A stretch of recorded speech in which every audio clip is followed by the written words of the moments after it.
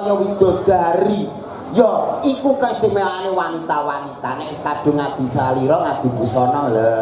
Wong wedok iki anggere sansaya rapet kualitase apik regane larang. Walah tenang ya, Pak. Tanggoku kae gak gelem rokane selawe sak gletahe. Tanggo lagi. Sik jenengan tanggane dilokne, bojone dinyek. Ken mau sing dilem kok bukesi. Upamane Mas Julang jenengan duwe garwa kaya bukesi kira-kira piye? Lah, piye jajal? Umpamane ndek garwa kaya bukesi ngono piye jajal? Ketoke ora mungkin. Sing jenenge upah mendhuwur. Ora apa to. Yo petugas iki urung pinter. Berarti petugas magang kamerane kurang mendhuwur. Barang mendhuwur lagi kotak ini janenya laki-laki. Sehat. Aku ya wis alhamdulillah anakmu wong lho gak rambut tok.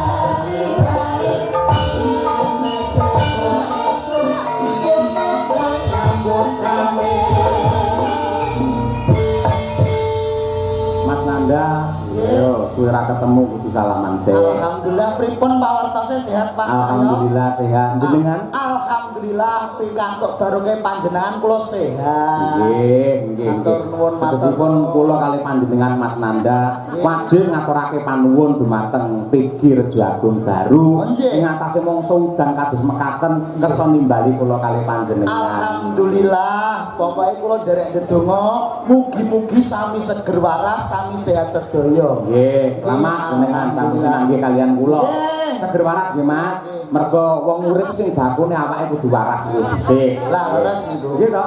Pokoke kudu sehat, kersane kepanggih terus berbahagia semuanya. Ojo kalah semangate karo keluarga besar PG Rejo. Lho nggih kula tetep semangat. Napa boleh rukun kompak menggunakan gaman panunggal selalu bersalam-salaman. Bila saking menika sudah ditutup. Ora kasil salaman mbek kono ya mbek watu Azarawat to. Kok kaya watu Azarawat iku pripun to, Pak? Salaman kono angele kaya nemoni malaikat Israfil. Salaman ambek iki malah ambune. Ambune piye? Lenga putih.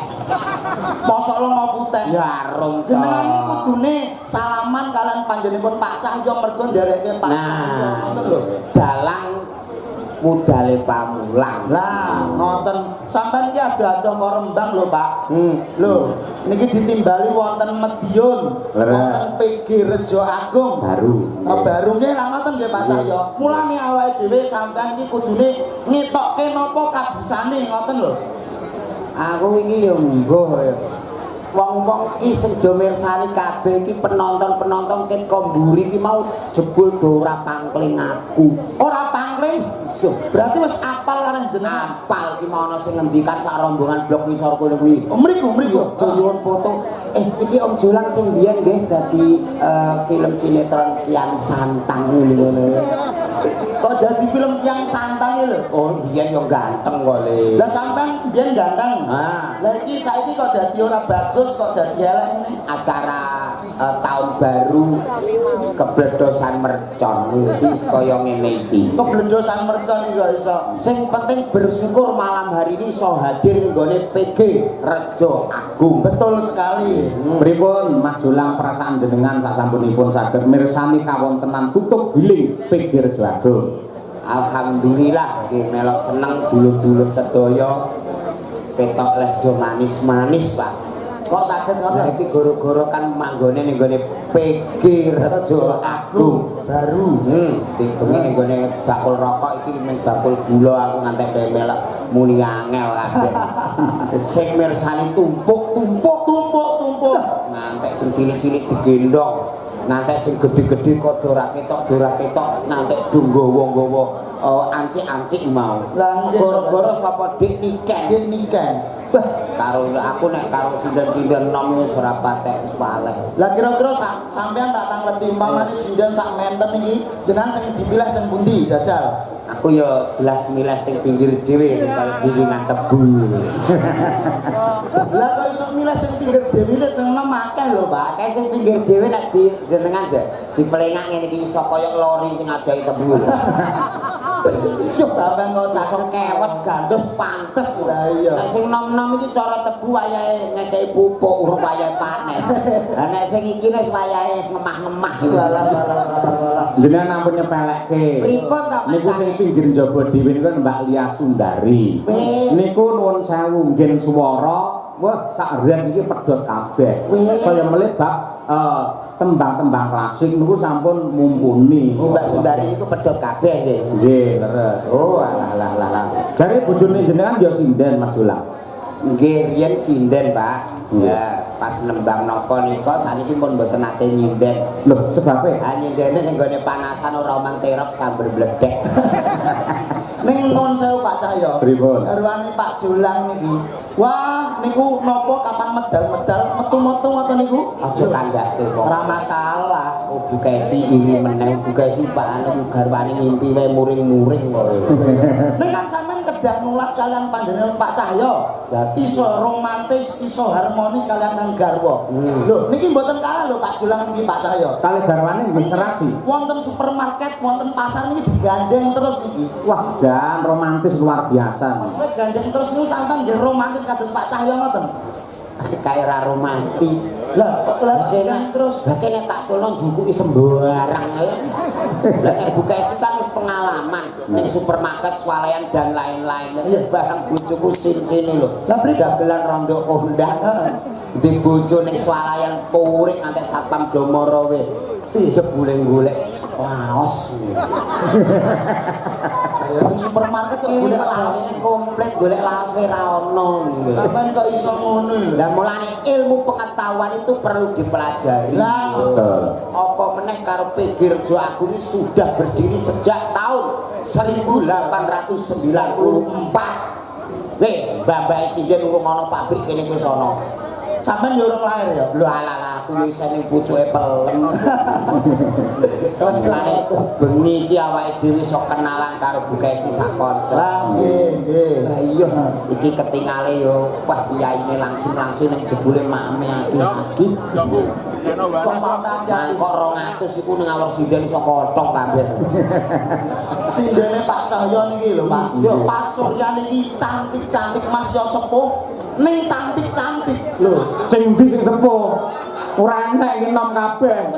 Ora enek nom kabeh. Loro iki yo nom apa tuwa, Pak? Isih nom mripatmu rusak. Lah piye? Ngene kok ayu-ayu sing kandha ku sapa? Lho sindene Pak Cahyo iki ayu-ayu lho. Ampun ngoten. Ayu-ayu ra pas ning panggung lenggah terus disorot lampu. Lah mau ning transit ke roh dhewe dasere teng klewer. Ampe salin aku ngantek pangkling lho.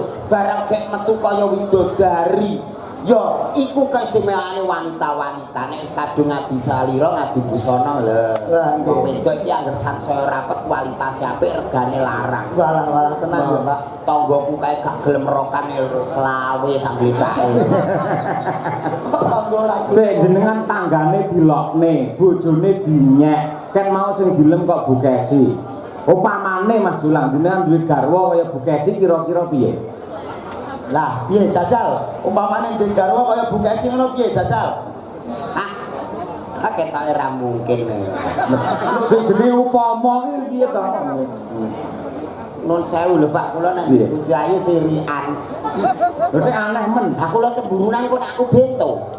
Wong sing wedok ki ayu sing lanang lho ngerti. Aku nate ke ndek bojo ayu pisan ke Cina ya. Lah tuntunan kok ning ndi nggon ape resepsi gandengan kula di. Lho niku tunggale Mbak. Ngoten iki. Darah ora seimbang. Dadi garwane jenengan sing pisanan Cina. Sing setunggal niki, Pak. Napa garwane sing nomor kalih niki nuwun sewu nggih sami mrongose. Sami mrongose kan Istri yang kedua. Istri yang kedua sami mrongose. Tapi iso ngono piye? Lho nggih nek bobok berdua niku mboten saged rukun, malah padu niku pripun? Kalih bojone sing keloro niki to. Nek bobok niku malah padu. Mboten perkarane apa wong jenenge wong kekeluargaan iki lak hubungane karo kerukunan kok malah tukaran. Lah ya kok iso tukaran iki piye maksude kok? Wong loro kok tukaran iki lho. Ceritane sepele lho Pak. Sepele piye? Gek turu kok roro ambekane kula niku sesek. Sesek bareng moto melek niku jebule depan-depan padha mangape lho Pak. Yo oyo-oyoan angin. Angin. Aku yo sesek dekne yo sesek. Ning alhamdulillah tanggapan rodok rame saiki untune tak kei pager. Untune diparingi tak kei begel. Kok begel iku piye to? Sing diguntuhi lho. Namane iku behel. Ya behel-behel sing rego larang, sing transparan regane 16.700.000. Walah. Hati-hati lho Bu, iki kok nek rusak ora tau sikatan saiki mah tomat tukul lombok. Mangkemi kaya pot ngono. Kalau tomat tukul lombok tukul iki. Akhire bojoku warisan apa meneh saiki duwe anggota anyar. Anggotane napa? Bang Mekar. Isin karo kancane saiki waluh. Piye Pak piye? Aku isin lho Mas. Aku isin. Isin dan iki begele iki lho tak coplokno. Tak copot. Heeh. Ning Surabaya ra ngatasi. Surabaya ra ngatasi. Jakarta ra ngatasi. Jakarta ya ora ngatasi. Sagone Singapura. Wih, dagelan kaya garangan ngene kok iso. Ya wong Singapura Rai nomor loro Mas sing penting iki kayane. Waduh. Leleng tenan iki. Gowo ning Singapura. Gowo ning Singapura. Arep nyepot dokter telepon kula. Gandeng sampun kadung niki kantil ndak bisa dicelepas. Kok pas kadung kantil iku maksudnya gak iso dicoplok kadung nemplek iki lho. Udah nempel tidak bisa dilepas ini gimana Mas Julang. Aku pas HP manggung, aku sibuk langsung tak wangsuli. Pun dicopot sandase aku. Jadi mari repot. Mulane wong wedok itu apa anane? Nah, Gusti Allah menciptakan wujud makhluk yang bernama manusia itu sebaik-baiknya. Kaya bengi iki awake dhewe kudu sinau karo pikir rejo agung. Lah pripun? Tak napa, Mas? Di antara rezeki kita ada hak-hak orang lain termasuk begini ki nyenengno kiwa tengen seluruh karyawan untuk berbagi dan bersyukur. Tepuk tangan untuk pikir rejo agung. Ngene iki nek cara bocah-bocah yoga sinden dagelan kondangan kaya apa lek ora ono sing nanggap ngowo Mas. Ngowo tenan ya. Kaya lori lana tebune ku lho runtung-runtung ning ngono nganggo. Mulane bersyukur berbagi rezeki. Jenenge sedekah ora kudu duit, ora kudu bondo. Nyenengke rasa kaya bengi iki ya sedekah. Sedekah rasa dana rasa. Apa meneh nyawang sinden-sinden iki. Piye ora gua belas iki lho. Iki nek cara tebune sing siap panen. Berarti sudah warnanya sudah ke kuning keemasan. Kuning keemasan. Lah nek sing niki sing tebu sing dipanen urung wayahe diumbarke kok emane man wayahe ngetut ngene iki. Ngetut. Kok wayahe ngetut iki lho.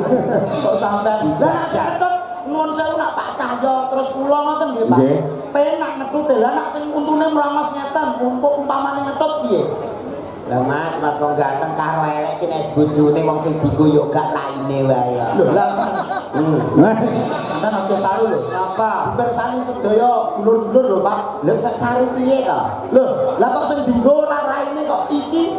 Lah iya, kok nek ganteng elek iki padha elek dadi bojone sing dienggo iki gak raine. Lah apa? Salah ya. Apa meneh karo walah. Rupe Pak Cahyoku tadi ki bingungke. Kok bingungke napa bab napa Jajal? Aku mau rene ngantek balik ping 3. Lah terus Mun saya Pak iki dalane iki Pak Yoyo. Mboten Pak Cahyoku tadi balik metu. Terus telepon Pak Samsul, Pak pripun to sarepe kok teng mriku dalange Pak Cahyoku tadi wong jenengan ngaturi pirsa iki Pak Yoyo. Iki jane ya Yoyo apa Cahyoku tadi. Mergo nuwun sewu, kula niki yen KTP Cahyoku tadi ning akrabe. Wiwit cilik niku undangan kula niku Yoyo. Oh. Yoyo yuyuke Desi ngoten niku. Kene iki lho, sok nak awakmu dianak jenakno sing jenenge loro. sing jenenge loro Ya dadi nek mek utangan glibet iki gampang. Sok akeh mumet.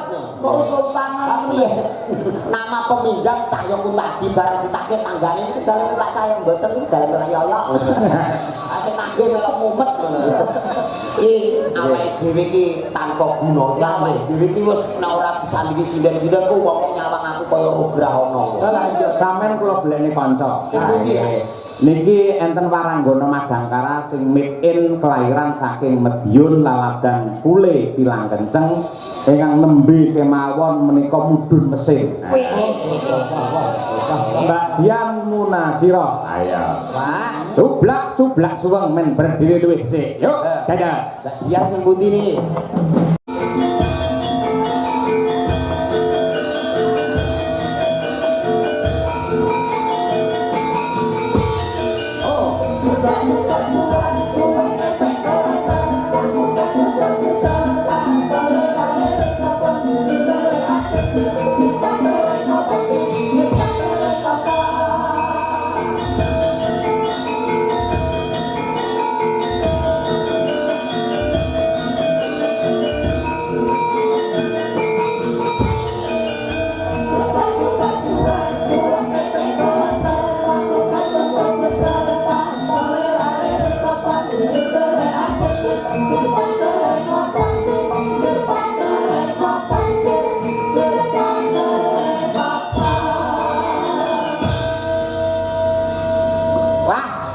Dalu Mbak Dian.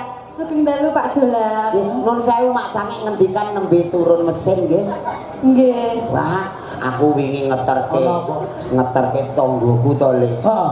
Bojone meteng tak terke ning rumah sakit USG iki bareng ngerti hasilnya manggeblak lanang. Lah piye napa? Ah ning gone TV hasil USG ku gambare bayi rambut tok, Mbak.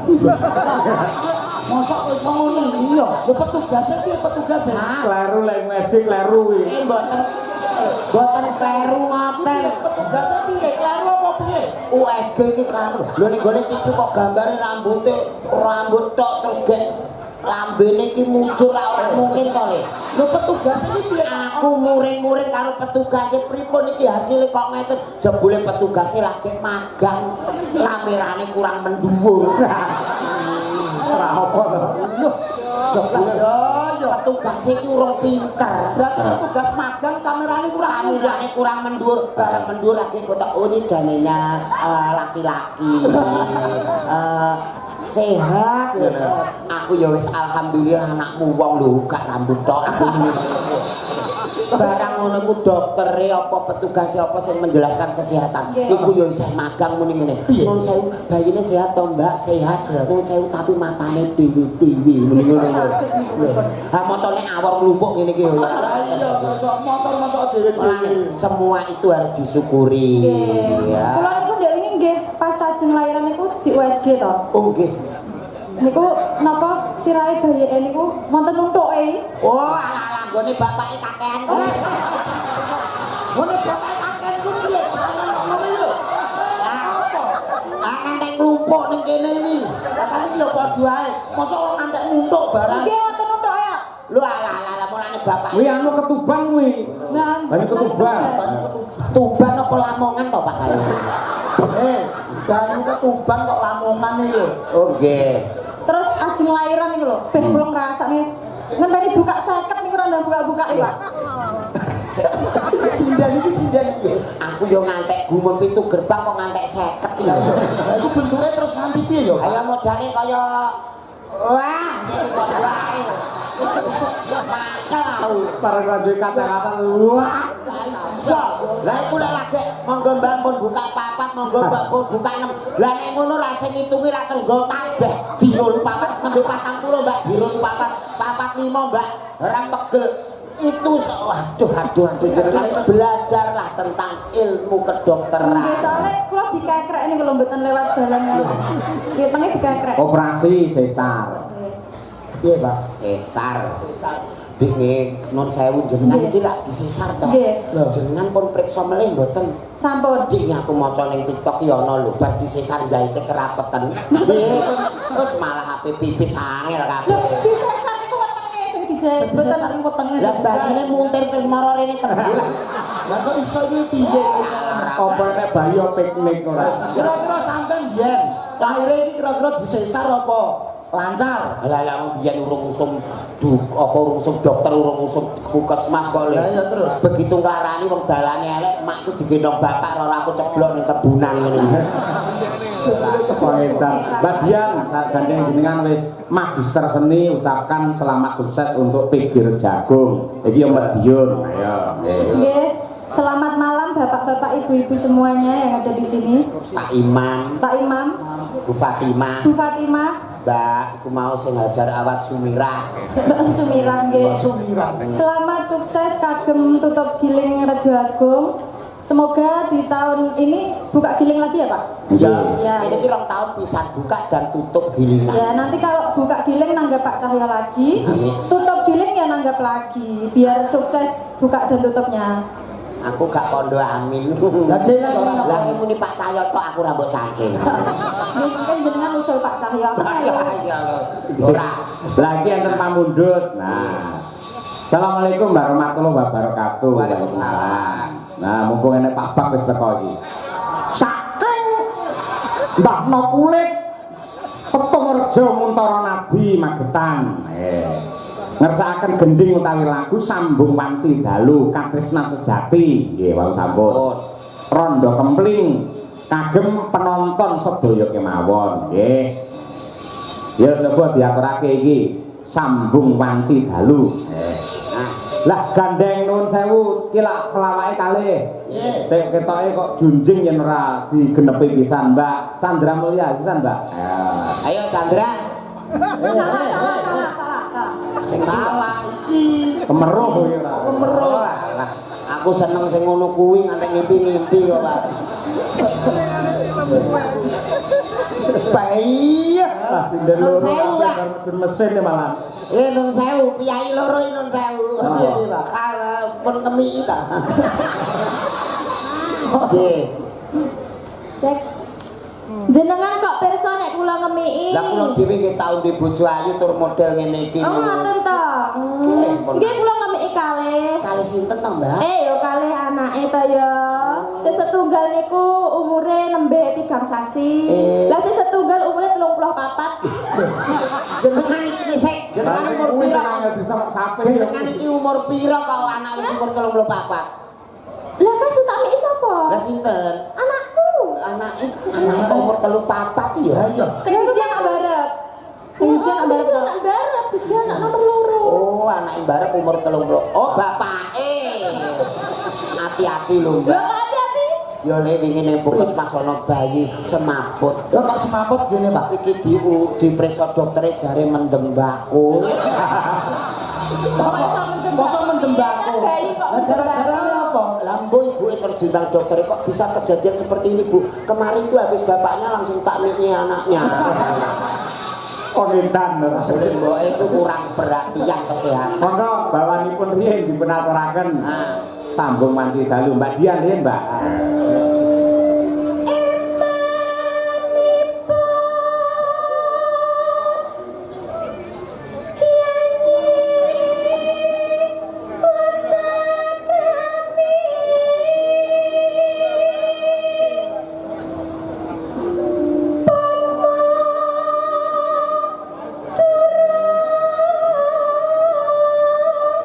Soneng kang hanggar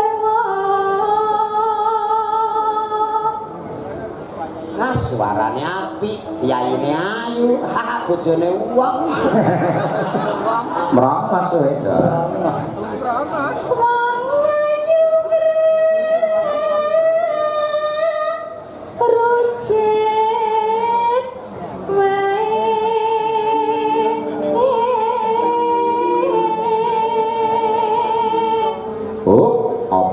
Mbak Sandra Mulia aja kalahno kudu sing apik ya Mas apik dipirsani kiai sakmene kae iki rek aku bojomu ya lah aja nek rek kae tenan ngono wis ah aku bojo nek kaya ngene kaya apa lah piye lek bojo kaya ngene nek salat ngono salat barengan lah malah aku arep muni amin kono randang rukuk-rukuk ya toh lah kenapa lah untune kecantol ning ngene sajadah Tur yo ora pantes mamane digandeng-gandeng ora pantes. Mboten pantes. Mbak ini kan pantes. Aku yo rada apa? Rada member ngono kuwi ya jajal lah kaya ngono kuwi jajal. Dengan piye? Ngeten iki lek sing mirsani lek ya piyayi-piyayi sing napa mirsani wonten mriki to. Jenengan tak ngerti. Bapak Ibu, kula kalih rek jolang niki cocok napa mboten? alah terus sing muni atine elek. Yen kanggoku cocok jenengan karo Mbak Diajeng cocok. Cocok ya. Dasare Mbak Diajeng ayune kaya komorate, sing kakung kaya komodo. Sing penting dihilate niku. Iya Mbak Chandra, iya.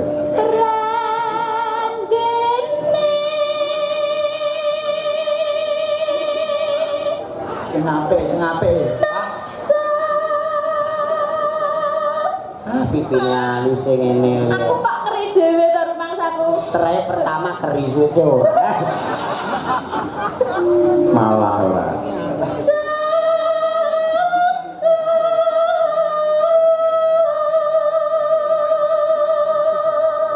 Giwangmu kok cemlorot to nek giwang. Iki jenenge bros ya, Mas. Bros ra iki. Lha kok saya mengisor? Aku iki kero kok no. Amin. Ora apa-apa. Bros kok iso meli-meli. Ya ta matane. Ya. Kero no. Ya aja terusan nek kira. Ganti liyane.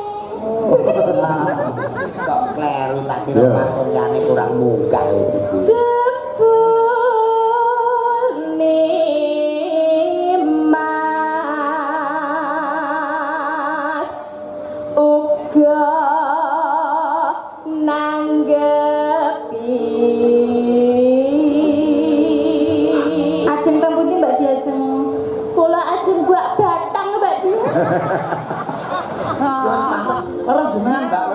Bener, Pak.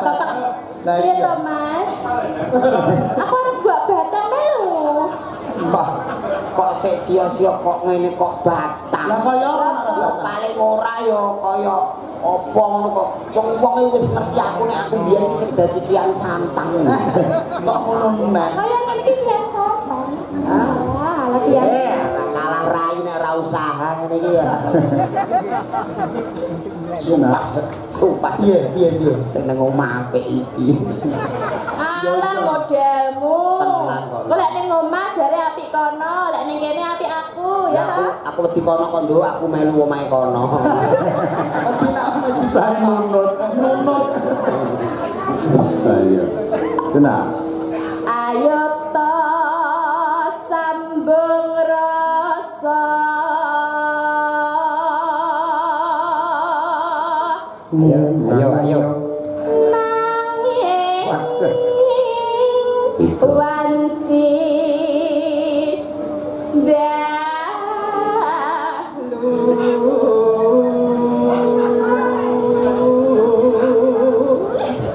kene ya. Ya. Iki mau bermangan apa? Apa to? Wis bermangan apa? Aku bar mangan sembarang iki mau disuguhi godhong pelembarang kowe. Lah ya lho ya kaya pedes. Wes, ayo ya nak. Plek. Wes, plek. Ah, ngene kok tak ibu 50 ya.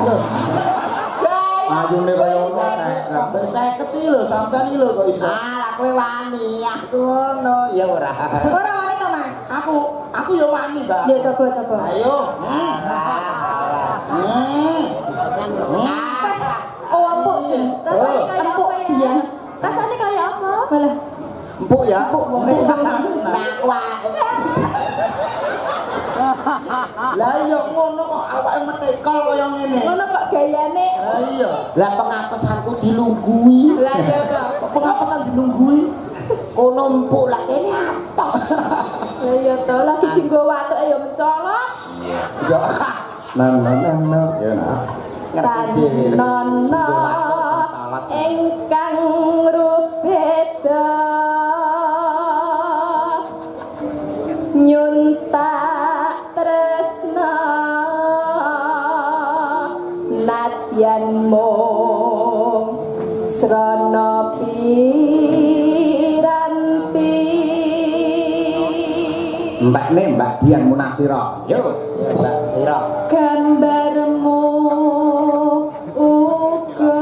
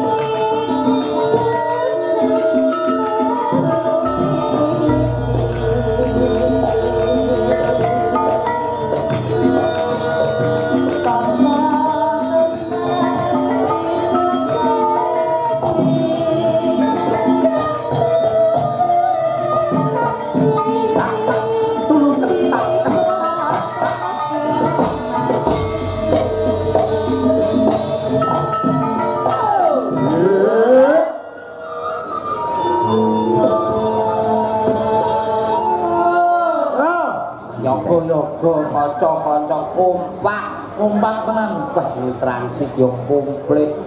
Ana soto, ana kerupuk.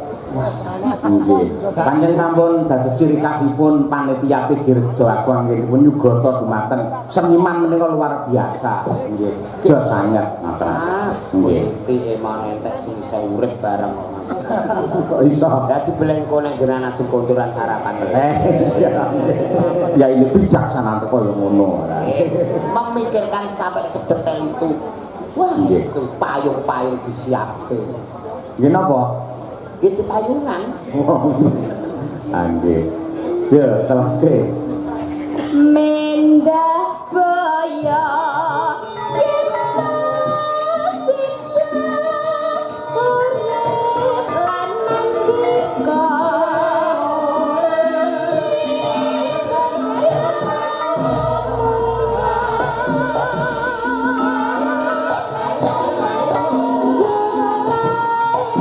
Putri Sulesya